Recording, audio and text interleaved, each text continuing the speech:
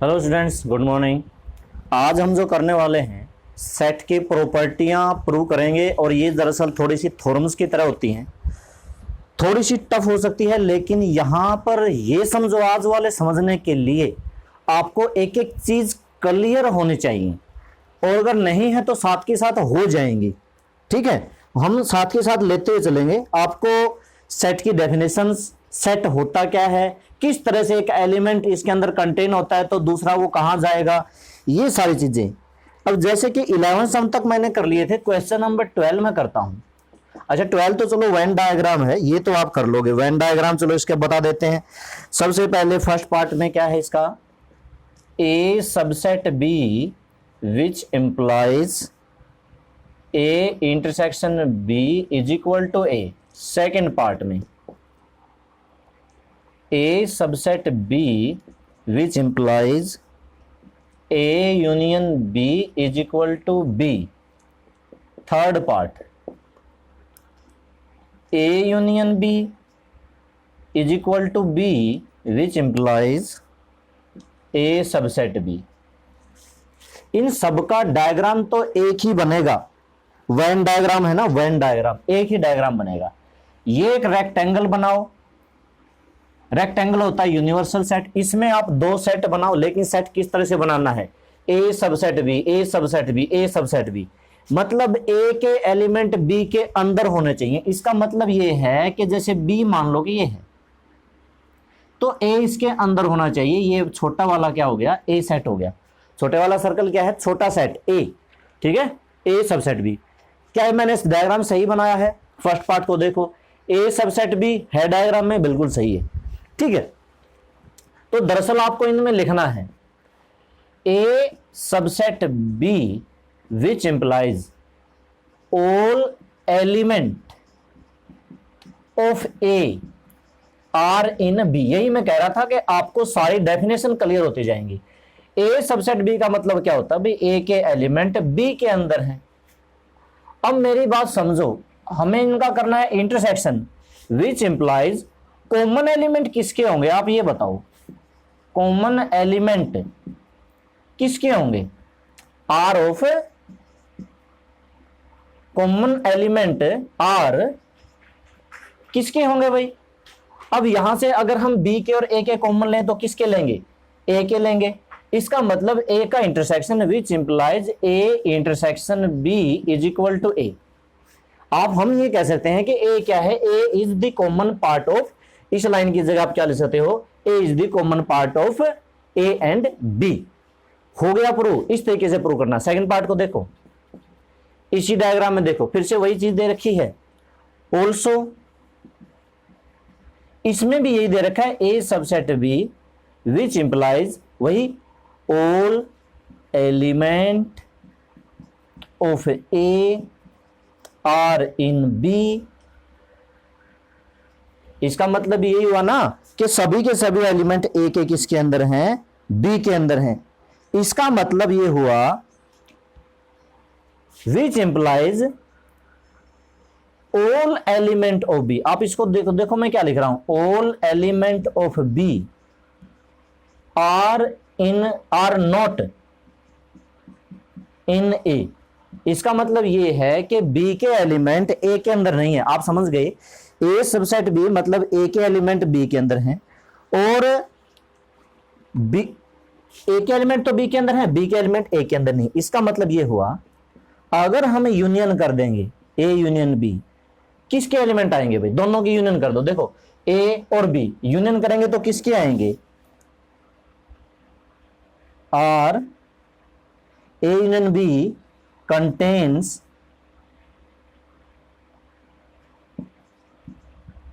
contains all element of B।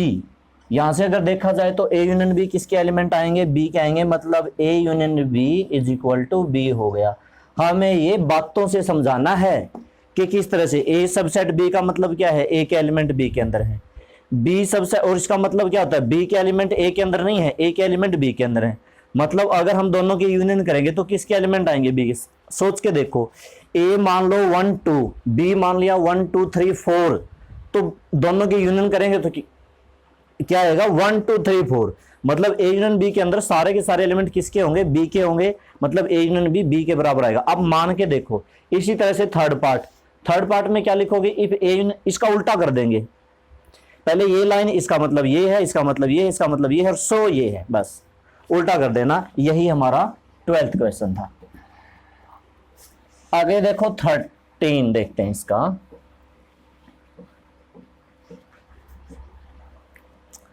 समझ में आ गया होगा, इतना मुश्किल नहीं है, बस थोड़ा सा ये है, कोई चीज बातों से समझानी होती है ना, वो थोड़ी सी हमें मुश्किल क्यों लगती है, क्योंकि हम मैथ में एक चीज रटते आए हैं कि बस ये सम, ये फार्मूला, ये लगाया, ये आंसर आया, ये सम, ये फार्मूला, ये लगाया, आंसर आया, ऐसे ही करते आए ना। हमेशा कोई ना कोई फार्मूला, कोई ना कोई आइडेंटिटी से हम सब कुछ सीखते आए हैं। बगैर फार्मूले और बगैर आइडेंटिटी का चैप्टर है ये। इसमें कोई फार्मूला नहीं है, इसमें सिंबल्स हैं कि यूनियन का सिंबल क्या होता है, इंटरसेक्शन का सिंबल क्या होता है, फाई का क्या होता है, सबसेट का क्या होता है, बिलोंग टू का क्या होता है, इस ब्रैकेट का क्या मतलब होता है, इस ब्रैकेट का मतलब क्या होता है, इस ब्रैकेट का मतलब क्या होता है। ये सिंबल्स हैं, ये अलजेब्रा का पार्ट है भाई, इसमें कैलकुलेशन नहीं होती ज्यादा, तो इसमें हमें सिंबल से समझना। आप बस ये समझो कि इस सिंबल का मतलब क्या है, सबसेट लगा दिया उसका मतलब क्या है, इंटरसेक्शन लगा दिया उसका मतलब क्या है, ये चीजें समझ में आनी चाहिए। आगे देखो 13 है, सबका सिर्फ डायग्राम बनाना है और ज्यादा इसमें कुछ नहीं करना, हमें सिर्फ डायग्राम ड्रा करना है। 13 के फर्स्ट पार्ट का डायग्राम बनाना है, ए यूनियन बी का कॉम्प्लीमेंट,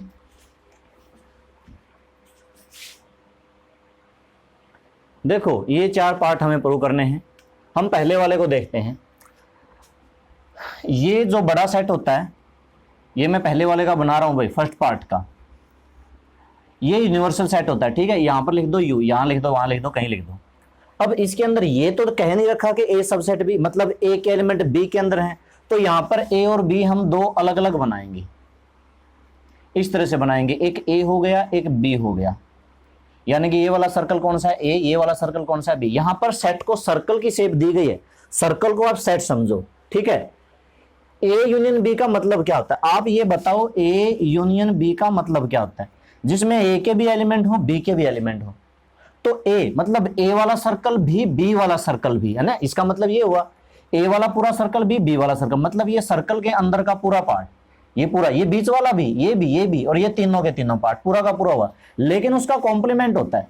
अब जैसे कि यूनिवर्सल सेट मान लो है 1 2 3 4, और मान लो हाँ ए मान लिया जैसे कि 1 2, उस टाइम पे हम क्या करते हैं, जब हमें ए का कॉम्प्लीमेंट करना पड़ता है, क्या करते हैं, ए के कॉम्प्लीमेंट में क्या करते हैं, 1 2 को तो देते हैं छोड़, बाकी के लिखते हैं। वही काम यहां पे करो, ए यूनियन बी का कॉम्प्लीमेंट कह रखा है, तो ए यूनियन बी को तो दो छोड़, बाकी का पोर्शन, ए को छोड़ दिया, बी को छोड़ दिया, बाकी का तो फिर बाहर का पोर्शन बचा भाई, ये कहना चाहता है इस तरीके से,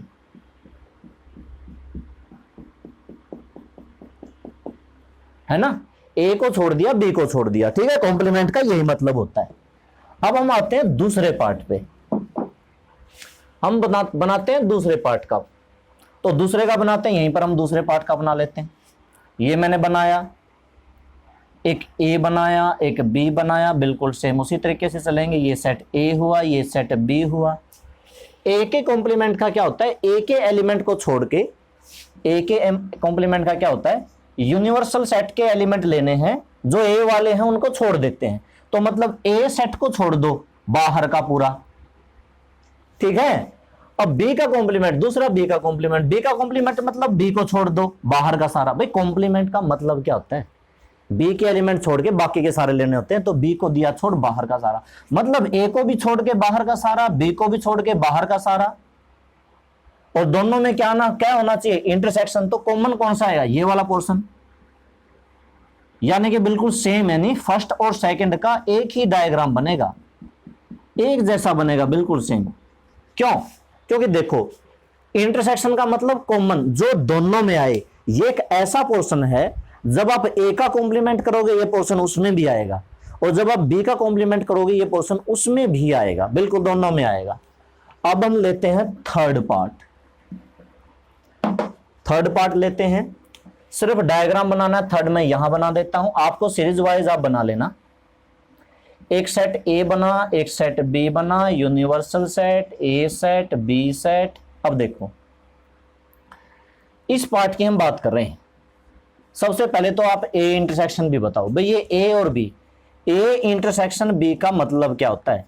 मतलब वो पार्ट जो, वो एलिमेंट जो ए में भी हो बी में भी हो, ए और बी के दोनों में जो पार्ट हैं वो हम लेते हैं। तो ये जो बीच का पार्ट है ना, ये बीच का पार्ट, ये वो पार्ट है जो दोनों में है, जो ए वाले सर्कल में भी आता है, जो बी वाले सर्कल में भी आता है, ठीक वही हो गया। लेकिन उसका तो कॉम्प्लीमेंट है, मतलब इस पार्ट को छोड़ दो, कॉम्प्लीमेंट का मतलब इसको छोड़ दो, बाकी का सारा सिर्फ इसको छोड़ के, सिर्फ इसको छोड़ के। अब बाकी में ये भी आएगा भाई, कहीं सोचोगे ये सर्कल वाला नहीं आएगा, उसमें नहीं आया था लेकिन इसमें आएगा। सिर्फ आपको कौन सा छोड़ना है? ये वाला आएगा, हाँ ये वाला आएगा, बिल्कुल सही, ये वाला सर्कल हो गया। इसका पेंसिल से अच्छे से डार्क करना, सिर्फ बीच बीच वाले पार्ट को छोड़ देना। आप देखोगे जब आप फोर्थ पार्ट का डायग्राम बनाओगे बिल्कुल सेम यही बनेगा। क्यों? क्योंकि ए के कॉम्प्लीमेंट का मतलब कौन सा? ए को छोड़ के बाहर का सारा। बी के कॉम्प्लीमेंट का कौन सा? बी को छोड़ के बाहर का सारा। अब इसमें ये आया, ये आया। अच्छा, इसमें और इसमें फर्क क्या है? इसमें भी ए का कॉम्प्लीमेंट बी का कॉम्प्लीमेंट, लेकिन इसमें इंटरसेक्शन था। इंटरसेक्शन वो पार्ट जो दोनों में आए, तो ये दोनों में पार्ट है। लेकिन इसमें यूनियन है। यूनियन में कई बार वो भी लिया जाता है जो ए के नहीं है बी के हैं। जब हम ये यूं कह दें ए यूनियन बी, तो कुछ एलिमेंट ए में होते हैं बी में नहीं होते, वो भी लिए जाते हैं। कुछ एलिमेंट बी में होते हैं ए में नहीं होते, वो भी लिए जाते हैं। तो ये जो बी का पार्ट है ना, ये भी इसमें लेना पड़ेगा, और जो ये ए का पार्ट है ये भी लेना पड़ेगा। ठीक है, देखो फिर आगे।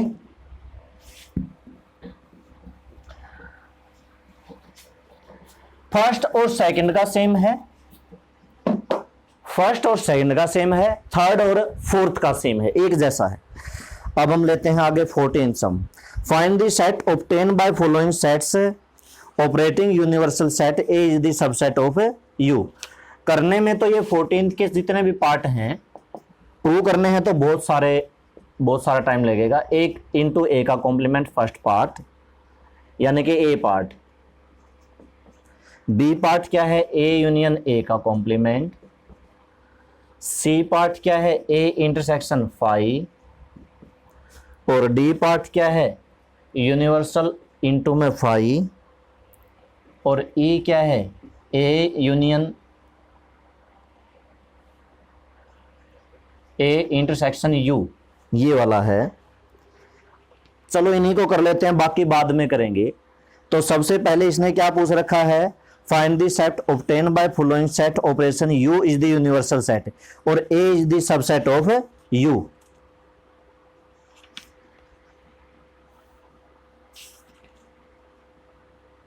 देखो डेफिनेशन के हिसाब से चलो, हमें निकालना है ए इंटरसेक्शन ए के कॉम्प्लीमेंट में कौन से सेट होते हैं। अब बात को समझना, हम कर रहे हैं ए पार्ट, हमने इसका एक एलिमेंट मान लिया x, x belong to A intersection A का कॉम्प्लीमेंट, ए इंटरसेक्शन ए का कॉम्प्लीमेंट हमने मान लिया। अब इस x की वैल्यू निकालनी है कि x क्या है। इसका मतलब क्या हुआ? x किससे बिलोंग करेगा? a से, एंड x किससे बिलोंग करेगा? a के कॉम्प्लीमेंट से, क्योंकि बीच में इंटरसेक्शन है।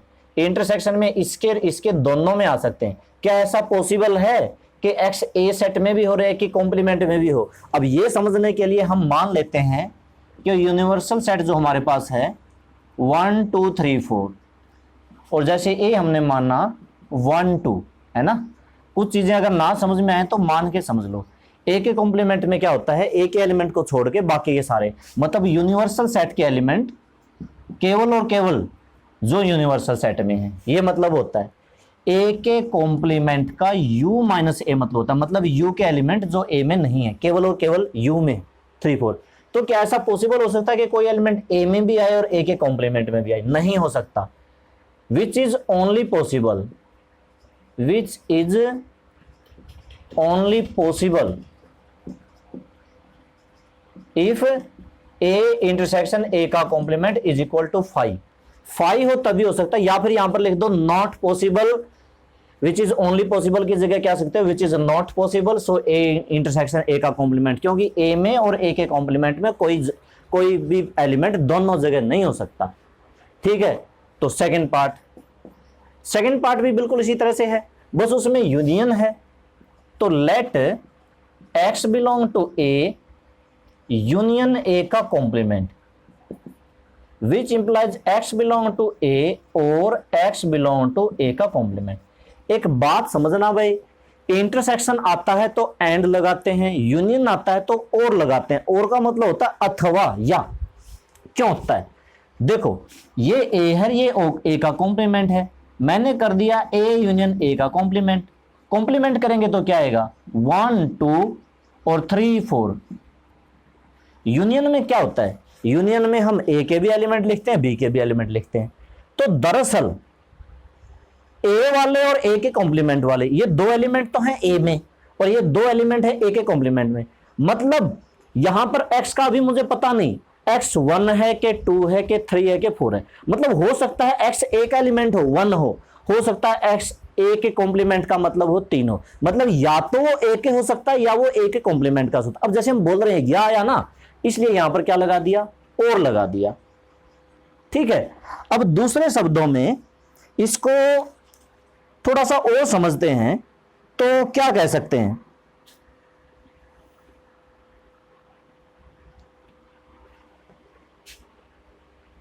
यानी कि विच इंप्लाइज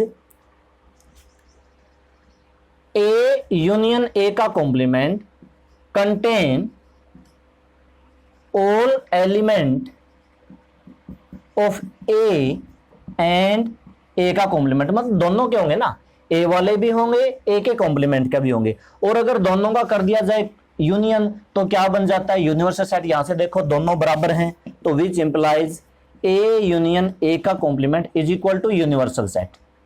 चलो ऐसे लिख लो यूनिवर्सल सेट। ये हो गया भाई प्रूफ। ये मेरी सेकंड की पहले वाले की वैल्यू क्या आई 5, सेकंड की वैल्यू क्या आई u। अब थर्ड के करते हैं, इसको समझ लो क्योंकि शायद आपको दिखाई दे रहा है, अब तक तो दिखाई दे रहा है। और करते हैं फिर, अब हम करते हैं इसका थर्ड पार्ट लेते हैं, सी लेते हैं कि सी की वैल्यू क्या होगी। ये रिजल्ट याद रखना भाई, बाद में मैं सारे रिजल्ट आपको लिखवाऊंगा। अब आप लो इसका सी पार्ट लेते हैं।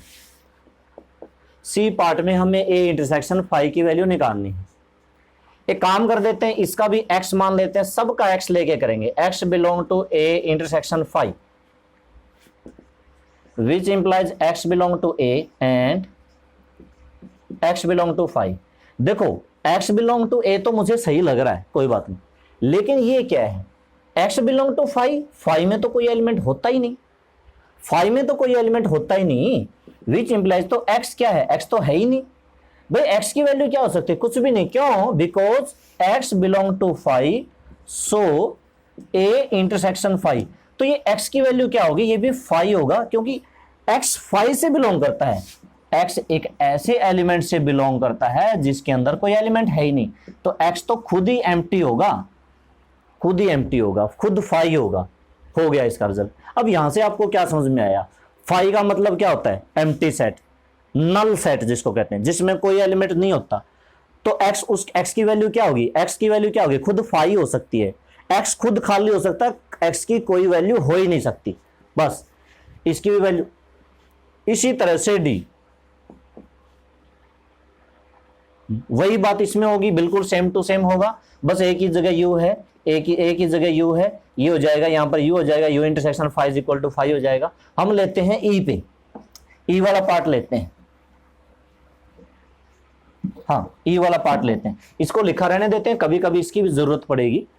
तो लेट ई पार्ट के लिए फिर से मैंने एक्स मानना, x belong to A union intersection you.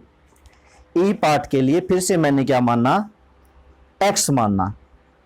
इसका मतलब होता क्या है, फिर से हम वही डेफिनेशन लगाएंगे। इसका मतलब होता है एक्स ए के अंदर भी है एंड एक्स यू के अंदर भी है। ठीक है, आपको एक बात का तो पता ही होगा, यूनिवर्सल सेट सबसे बड़ा सेट होता है। जो ए है, ए के एलिमेंट खुद हमेशा यूनिवर्सल सेट के अंदर होते हैं। ऑल्सो ए सबसेट बी, जो ए सबसेट यू, जो ए है वो यू का सेट होता है, यू का सबसेट होता है, क्योंकि यूनिवर्सल सेट सबसे बड़ा सेट होता है। ये पहले भी एक्सरसाइज में आया, तब भी मैंने बताया था। अब ए के एलिमेंट यू के अंदर है, तो विच इंप्लाइज एक्स किससे बिलोंग करेगा, यू से बिलोंग करेगा, करेगा क्या नहीं करेगा। तो सो एक्स में मान के किसका चला, इसके, और एक्स आया किसके, इसके, तो इसके एलिमेंट इसके अंदर हैं। ए इंटरसेक्शन यू के एलिमेंट किसके अंदर हैं, यू के अंदर हैं, यूनिवर्सल सेट के अंदर हैं। ऑल्सो अब एक बात और समझो, मान लो कि ए एक कोई सेट है, मान लो कि मैंने 1 2 मान लिया, ये मैंने अलग से मान लिया, और बी कोई सेट है, मान लो 2 3 मान लिया, और मैंने दोनों का कर दिया यूनियन, मतलब 1 भी आया, 2 भी आया, 3 भी आया। देखा जाए तो ए इसका भी सबसेट है, ए सबसेट है ए यूनियन बी का, और देखा जाए तो बी भी इसका सबसेट है, बी सबसेट है ए यूनियन बी का, है ना।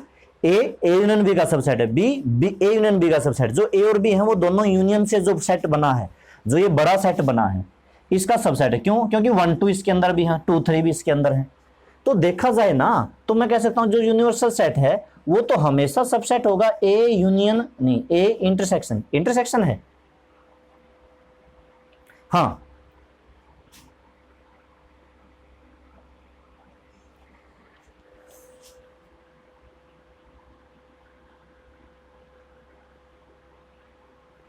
सॉरी, इंटरसेक्शन था, यहां पर यूनियन नहीं करना था, इंटरसेक्शन था, स्टेटमेंट में भी इंटरसेक्शन है। तो चलो थोड़ा सा, चलो ये बात भी समझ में आ गई होगी, खैर हो सकता है हमें अगले पार्ट में जरूरत पड़े। ए इंटरसेक्शन बी को पढ़ो, ए इंटरसेक्शन बी मतलब जो दोनों में कॉमन है। उल्टा हो गया, उल्टा हो गया क्या, ए इंटरसेक्शन बी बी का सबसेट है, 2 इसके अंदर भी है, ए इंटरसेक्शन बी ए का भी सबसेट है, 2 इसके अंदर भी है। तो मैं ये नहीं लिखूंगा, मैं ये नहीं लिखूंगा, मैं लिखूंगा ए इंटरसेक्शन यू किसका सबसेट है, ए का, ए का लिखूंगा ना, ये ए इसका भी है, ये इसका भी है। तो जब दोनों की इंटरसेक्शन की जाती है तो वो ए का भी सबसेट होता है, यू का भी सबसेट होता है। ठीक है, हो गया। और कह सकता हूं कि जो यूनिवर्सल सेट है इसको आप इक्वेशन नंबर 1 नाम दे दो।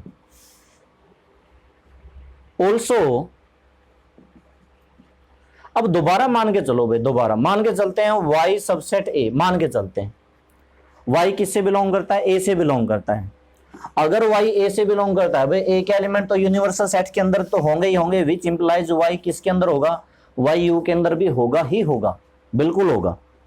तो मैं क्या कह सकता हूं कि अगर a की और y जो है, मैं कह सकता हूं y a के और इंटरसेक्शन u के, अगर मैं a का और u का इंटरसेक्शन कर लूं तो वैसे तो 1 2 ही आएगा, 1 2 मतलब वापस ही आएगा। तो इंटरसेक्शन में होगा कि होगा नहीं होगा, जो एलिमेंट a के अंदर हैं वो u के अंदर भी हैं, अगर u के अंदर हैं तो वो उनके इंटरसेक्शन के अंदर भी हैं, बिल्कुल होंगे। अगर इंटरसेक्शन के अंदर होंगे तो मैं कह सकता हूं कि a के एलिमेंट किसके अंदर होंगे, a इंटरसेक्शन u के अंदर है। Equation number 2।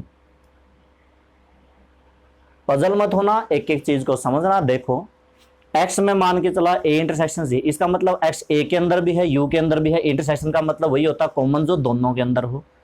अब x a के अंदर भी है और u के अंदर भी है, तो मतलब a u का सबसेट, अच्छा a u का तो सबसेट होता ही होता है, a u का सबसेट। वैसे देखा जाए तो a का कॉम्प्लीमेंट भी u का सबसेट होता ही होता है। तो मैं कह सकता हूं यहां पर x u के बिलोंग, क्योंकि a के एलिमेंट u के अंदर है, देखा जाए तो x बिलोंग टू u, यहां पर आया भी हुआ है।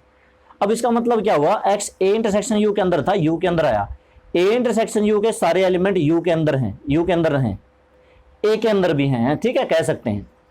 तो अब लिया मैंने let y belong to a, y belong to universal set, y तो करेगा ही करेगा, जो a के अंदर है वो तो यूनिवर्सल सेट के अंदर तो है ही है। अब a के अंदर भी है, u के अंदर भी है, तो मतलब दोनों के इंटरसेक्शन के अंदर भी हैं। y किसका था, a का था, यहां पर रखो a सबसेट, ये 1 और 2, a इंटरसेक्शन c u के a के अंदर, a के इसके अंदर, मतलब इसके अंदर, इसके अंदर। तो कह सकता हूं फ्रॉम 1 और 2 ये दोनों आपस में बराबर होंगे, a इंटरसेक्शन u बराबर होंगे, a intersection u is equal to a होगा। मैंने इस पार्ट की भी वैल्यू निकाल ली,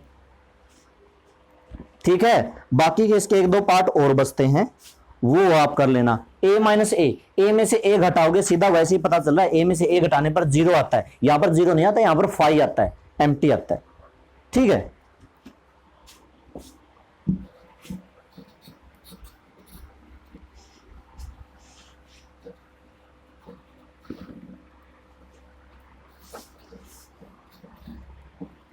इसी तरह से लिखना होता है इनके अंदर, मतलब थोड़ा सा छोटे के लिए थोड़ा सा समझ के लिखना होता है। अब हम आते हैं 15 सम में। 15 सम के 5 पार्ट हैं। 15 का फर्स्ट है a minus B subset equal to a, second part है, या कह लो b पार्ट है, ये a पार्ट है, b पार्ट है। a union a is equal to a, c part है। a union phi is equal to a, E part है। C D, A union U is equal to U, E part. A का intersection A का complement के साथ phi. ठीक है, अब इसमें हमें प्रूव करना है, तो सबसे पहले ए पार्ट को लेते हैं। ए पार्ट में ये इसके बराबर दिखाना है, तो एक ही तरीका है, आप हमेशा x मान के किया करो, x belong to a minus B. अब आपको यहाँ पर a माइनस बी का मतलब क्या आता है, वो एलिमेंट जो केवल और केवल a में है, b में नहीं है, वो एलिमेंट होता है ना। इसका मतलब मैं यहाँ पर लिखूंगा x belong to a and x not belong to b। यहाँ पर नॉट बिलोंग टू क्यों लिखा भाई, क्योंकि यही इसकी डेफिनेशन होती है कि x belong to a and x not belong to. इसमें वो एलिमेंट होते हैं जो a में है, b में नहीं है। जैसे मान के चलो a मैंने लिखा, यहाँ पर लिया 1 2 3, और b मैंने लिखा 2 3 4। अब a माइनस बी का मतलब क्या होगा, a माइनस बी का मतलब होगा जो a में है b में नहीं है, ऐसा है 1, तो यहाँ पर 1 लिखा जाएगा। अब ये 1 b के अंदर नहीं है, b के अंदर नहीं है, तो मैंने इसलिए नॉट बिलोंग टू b लिख दिया। ठीक है, तो मैं कह सकता हूँ x किस किस के अंदर है, a के अंदर है।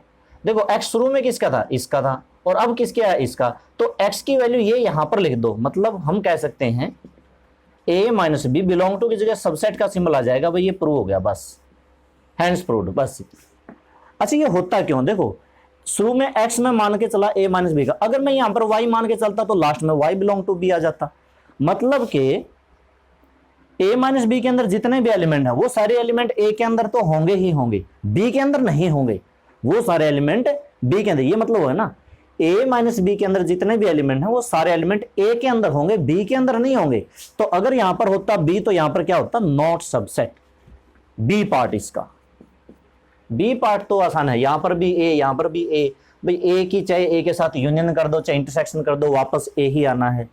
तो ये कुछ ज्यादा नहीं है, वैसे तो ये x मान के कर लेना, x belong to a union a। अब इसका मतलब क्या हो गया, x belong to a and नहीं, और यूनियन के लिए क्या लगाते हैं, और x बिलोंग टू a, ये ज्यादा नहीं है, x belong to a, so a union a is equal to a, बस इतना ही कर लेना। ठीक है, अच्छा वैसे यहां पर सबसेट होता है, 1 मिनट के लिए सबसेट होता है, सॉरी, ये इक्वेशन नंबर 1। फिर आपको दोबारा करना पड़ेगा, let y belong to a which implies y belong to a and y belong to a, मतलब y belong to a union a, और ये y बिलोंग टू a यहां पर रखोगे तो कह सकते हो a subset a union a, union है ना, हाँ यूनियन है। ठीक है, अब लिख दो लास्ट में ये लाइन,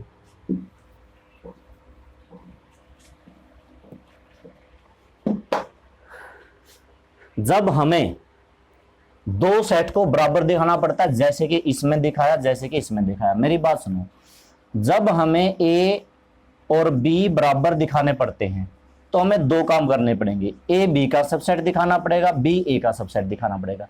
इसलिए इसमें मैंने दो काम किए, पहले तो मैंने a यूनियन a को a का सबसेट दिखाया, फिर a को सबसेट दिखाया a यूनियन a का, दो काम किए, इसका और इसका। इसी तरह से c में भी मैं दो काम करूंगा, क्या, अगर मैंने इसको बराबर दिखाना है तो दो काम क्या करेंगे, सबसे पहले तो x मान के चलेंगे इसका, a यूनियन फाई का, दोबारा फिर y मान के चलेंगे इसका, एक बार x इसका मान के चलेंगे, और फिर इसका चाहे आप x मान लो चाहे y मान लो, दो बार करना पड़ेगा भाई बराबर वाले में। इसको खोलना पड़ेगा, इसको लिखना पड़ेगा x बिलोंग टू ए और x बिलोंग टू फाइव। ठीक है, यहां पर और है, या तो x की वैल्यू 5, या तो ये केस होगा और हुआ ना, या फिर ये केस होगा। तो कहने का मतलब x बिलोंग टू ए तो होगा ही होगा। यूनियन में कौन से एलिमेंट होते हैं, ए के और दूसरे के। अब दूसरा तो 5 आ गया, छोड़ दो, ए तो का तो होगा ही होगा। अब इसका मतलब क्या है, सो ये वैल्यू यहां पर रखोगे तो ए यूनियन 5 सबसेट ए, ये मेरा आधा काम हुआ भाई, आधा ही काम होगा। इसको दिखाना है। अब मुझे दोबारा से लेट y बिलोंग टू, अब किसका लेना पड़ेगा, इसका लेना पड़ेगा, y बिलोंग टू a। ठीक है, तो विच इंप्लाइज, कह सकता हूं y बिलोंग टू a और y बिलोंग टू 5, 5 कह दो भाई, हो सकता है y की वैल्यू भी 5 हो सकता है ना। अभी हम शक में चल रहे हैं, इसलिए मैंने बीच में और लिखा है। मैं एंड लिख देता तो ये सेंटेंस गलत हो जाता। तो कह सकता हूं कि y belong to a union 5, तो ये y की वैल्यू a यहां रख दो, सो a सबसेट a यूनियन 5। ये मेरी क्वेश्चन नंबर 2 होगी। क्या बताया था मैंने, जब हमने दो सेट को बराबर दिखाना पड़ता है तो इसको इसका सबसेट दिखाना पड़ता है, इसको इसका सबसेट दिखाना पड़ता है, ये याद रखना। तो मैं कह सकता हूं यहां पर ये जो है हाँ, फ्रॉम 1 and 2, ये इसके बराबर हुआ, ये इसके बराबर हुआ, तो from 1 and 2 a union 5 is equal to a। जिसमें बराबर दिखाना पड़ेगा, ये बराबर दिखाना, आपको दो काम करने पड़ेंगे। एक बताओ a union universal set subset u दिखाना है, और फिर यूनियन मतलब यूनिवर्सल सेट सबसेट दिखाना है a यूनियन u का। दो काम करने पड़ेंगे आप पे, एक तो ये इसका सबसेट दिखाना, एक ये इसका सबसेट दिखाना है, दो काम करने पड़ेंगे। इसी तरह से ई वाले पार्ट में भी आपको दो काम करने पड़ेंगे। अब मैं आपको ई वाला पार्ट समझाता हूं कि ई वाला पार्ट किस तरीके से है। ई में ये दिखाना है 5 के बराबर, तो मैं कह सकता हूं जो मेरा ई है, जैसे मान लिया लेट एक्स मान लिया, जो हम हमेशा करते आए हैं। x का कॉम्प्लीमेंट क्या हो सकता है, x belong to a and x belong to a का कॉम्प्लीमेंट। इंटरसेक्शन का मतलब x a के अंदर भी है, x a के कॉम्प्लीमेंट के अंदर है। ऐसा पॉसिबल हो सकता है कि कोई a में भी हो और a के कॉम्प्लीमेंट में हो, तो not possible, not possible. So x is equal to, या कह सकते हो x बिलोंग टू 5, 5 लिख दो 5। तो which implies a intersection a का कॉम्प्लीमेंट सबसेट 5। और मैंने क्या कहा था, 5 तो सभी का सबसेट होता है, ये तो प्रूव करने की जरूरत ही नहीं। 5 क्या कहा था, 5 एक ऐसा सेट है, इसको कभी भी किसी का सबसेट प्रूव करने की जरूरत नहीं है। ये हमारी क्वेश्चन नंबर 1, ये हमारी क्वेश्चन नंबर 2 के आगे बस इतना लिख दो, वी नो, भाई हमें पता है 5 तो सबका सबसेट होता है। तो which implies a intersection a का कॉम्प्लीमेंट इज इक्वल टू 5।